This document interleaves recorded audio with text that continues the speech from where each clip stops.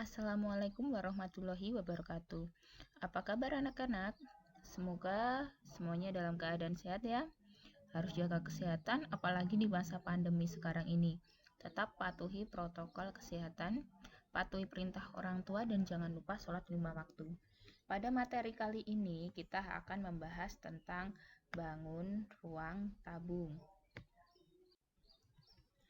Materi sebelumnya kita sudah membahas tentang bangun ruang.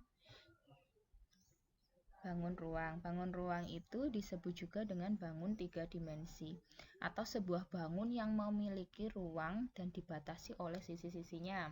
Kemarin juga sudah kita bahas tentang sisi, rusuk, dan titik sudut. Di sini ada berbagai macam bangun ruang. Ada 5 segi 4, tabung, kerucut, balok, prisma, kubus, dan bola.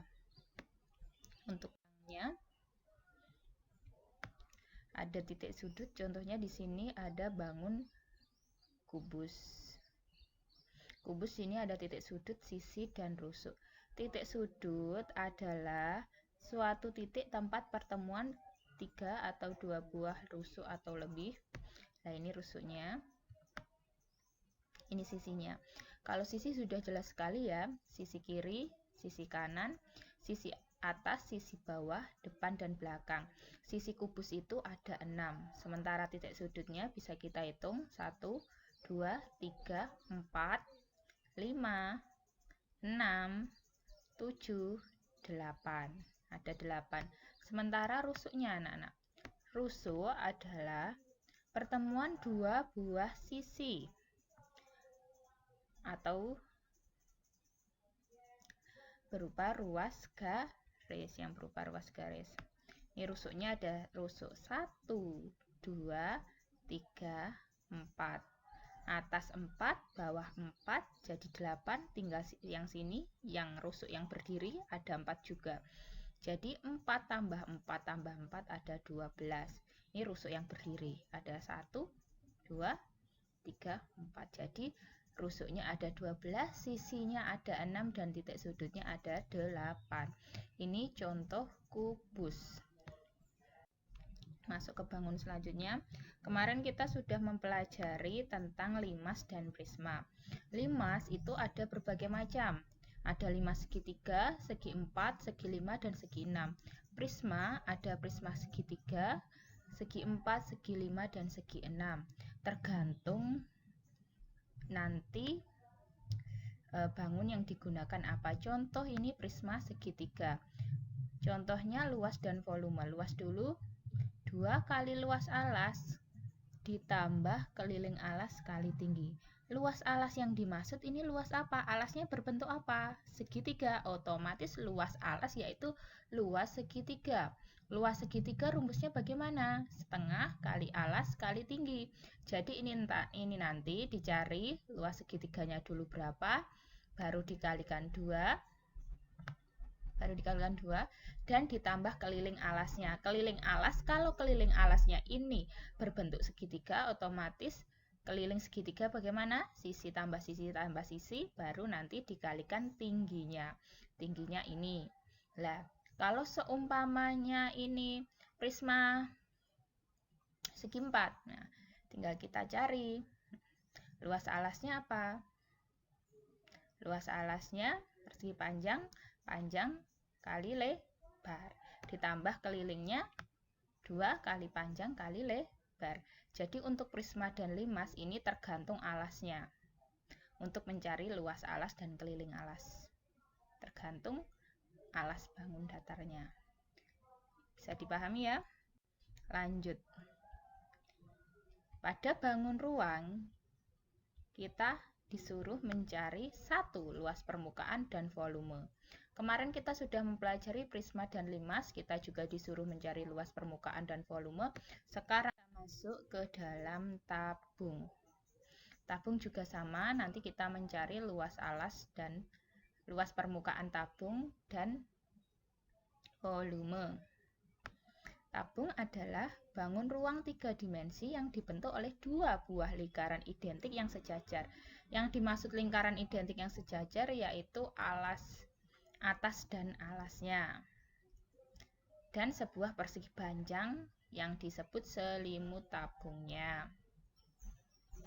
Nah, ini kalau disuruh mencari tutup alas, berapa sih luas tutup alasnya? Nah, tutup alasnya ini kan lingkaran. Kita sudah mempelajari mencari luas lingkaran bagaimana? Pi R kuadrat.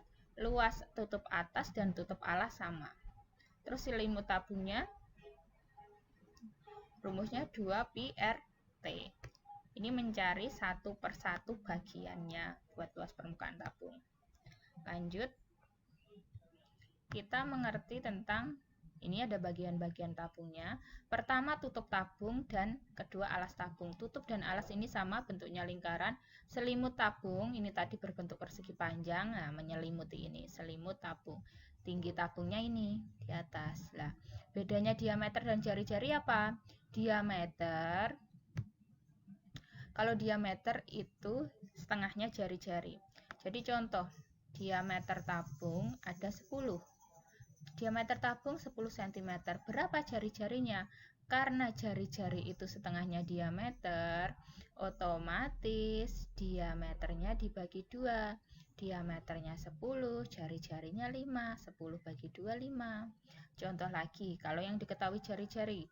Jari-jarinya ada 8. Diameter tabungnya berapa? Tanda tanya. Nah, kalau jari-jarinya 8, diameter itu 2 kali jari-jari. Otomatis tinggal dikalikan. Dibalik gitu. Tadi dibagi, sekarang dikali 2. 8 kali 2, 16. Jadi kalau untuk mencari diameternya ada 16 cm. Kita langsung masuk. Rumus saja ya. Ini rumus luas permukaan tabung. 2pi R kuadrat ditambah 2pi RT. Atau sama dengan 2pi R buka kurung R tambah T. Di mana R yaitu jari-jari lingkaran, T tinggi tabung. Dan Pi sudah Ibu jelaskan, kalau seumpamanya yang diketahui R-nya itu kelipatan 7, pakai 22/7. Tapi kalau yang diketahui R atau D-nya itu bukan 7, pakai 3,14. Ya. Ini luas permukaan tabung. Yang kedua, rumus volume tabung. Rumus volume tabung yaitu luas alas kali tinggi. Tinggi yang dimaksud ini tinggi tabung. Rumusnya pi R kuadrat kali T. Kita langsung masuk dalam contohnya. Di sini ada sebuah contoh. Sebuah tabung mempunyai tinggi 25 cm dan ini apa? Jari-jari. Jari-jarinya 7 cm. Jawab. Luas permukaan tabung kita masukkan. 2pi R buka kurung R ditambah T. R tambah T diingat-ingat kalau dalam kurung ini dikerjakan dahulu. Kita masukkan semuanya. 2 tetap sama. Pi-nya berapa? Nah, dilihat R-nya. Kalau R-nya ini kelipatan 7, otomatis pakai 22/7 kali R-nya 7. Buka kurung, R-nya dimasukkan lagi 7 ditambah tingginya tabung 25. 7 tambah 25 kita tambahkan dulu, dapatnya 32. Sementara yang depan ini masih sama. Tinggal kita sederhanakan atas dan bawah. Yang bisa kita sederhanakan mana? 7 dan 7. Ini kita coret. 7 bagi 7 dapat 1. 7 bagi 7 juga dapat 1. Penyederhanaan itu bisa dilakukan kalau atas dan bawah itu bisa dibagi angka yang sama. Nah, kalau sudah dapat, ini tinggal dikalikan 2 kali 22 kali 1, ini sama saja nggak ada. Karena semua perkalian kalau kali 1 itu sama saja, tidak usah ditulis. Dikali 32, jadi langsung aja ya. 2 kali 22 kali 32 sama dengan 1408 cm pangkat 2. Ini jadi luas permukaan tabungnya. Kalau disuruh mencari volumenya bagaimana? Nah, kita masukkan rumusnya. Pi kali R kuadrat kali T. 22 kali 7. R-nya juga 7 kali 7 kali 25. Dapatnya 22 dari mana sih, Miss? Dari mana? Dapatnya 22 dari yang diketahui R tadi. Karena kelipatan 7 itu tadi ya, sudah jelas sekali. Tinggal kita coret 7 sama bagi 7 tadi, dapat 1 dan 1. tidak usah ditulis, jadi langsung aja 22 kali 7 yang belum disederhanakan kali 25 sama dengan 3850 cm pangkat 3. Bisa dipahami? Ini contoh yang pertama. Sekarang contoh yang kedua. Ayah akan membuat sebuah tabung dengan ukuran diameter alas 20 cm dan tinggi tabung 15 cm. Tentukan luas bahan yang diperlukan ayah untuk membuat tabung tersebut. Nah, rumus untuk mencari luas permukaan dan volume itu harus diketahui R-nya. Sementara di sini diketahui diameternya. Kita tulis dulu, diameternya 20, R-nya berapa? Nah, R itu 2 kalinya diameter atau R itu setengahnya diameter. Setengahnya diameter 20, otomatis setengahnya 10. 20 bagi 2 yaitu 10 karena setengahnya. T 15 dan Pi karena R-nya 10 kita pakai 3,14. Nah, diketahui D ini untuk mencari R-nya berapa gitu ya. Jadi D-nya nanti jangan dimasukkan. Kalian biasanya itu kalau ada angka langsung dimasukkan saja, harus teliti yang diketahui D atau R-nya. Kalau diketahui D harus kita bagi 2 dulu. Kalau sudah diketahui R tidak usah dibagi 2, langsung kita masukkan ke rumus ini. Luas permukaan 2πr buka kurung R tambah D. T kita masukkan 2 kali 3,14 sama dengan 6,28 dikali R-nya 10 buka kurung R tambah T-nya 15 jadi 25. Kita masukkan, kita turunkan 25-nya, tinggal kita kalikan 6,28 kali 10 dapat 62,8. Kali 25 ini tadi dapatnya dari sini jadi 1570 cm pangkat 2. Insya Allah bisa dipahami ya anak-anak materi tabung kali ini. Nah, cukup sekian materi hari ini. Belajar yang rajin, jangan malas, karena kalian itu tetap sekolah meskipun sekolah di rumah.